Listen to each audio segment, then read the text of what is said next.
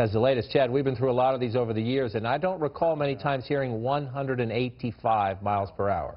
No, the closest I can remember even reporting on was Haiyan, and that was in the eastern Pacific there, way out to the west near the Philippines, and that was 195, and we had Anderson Cooper on the ground there for weeks covering that event. This thing went right over Barbuda. It did damage. We have not heard from that island in now 6 hours. It also went over St. Martin and Anguilla, and it is truly right now over the British Virgin Islands. There's an island right there, Virgin Gorda, Bitter End Yacht Club right there.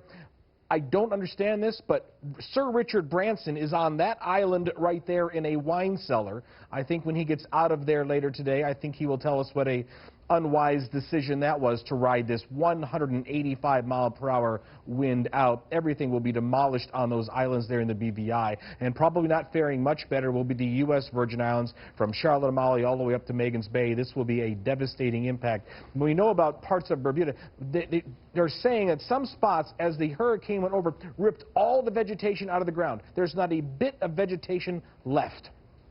So where does it go from here? It gets into the Turks and Caicos, but there's not much land there, so we don't expect too much of a loss of power. Still 160, then 155, and maybe making a turn toward Florida. I say maybe, because if we look at all these models, they all turn this storm very hard to the right, John. Very hard. But when does that happen? Does that happen right over Monroe County and on up into Miami-Dade? That would be likely the most devastating hurricane in U.S. history.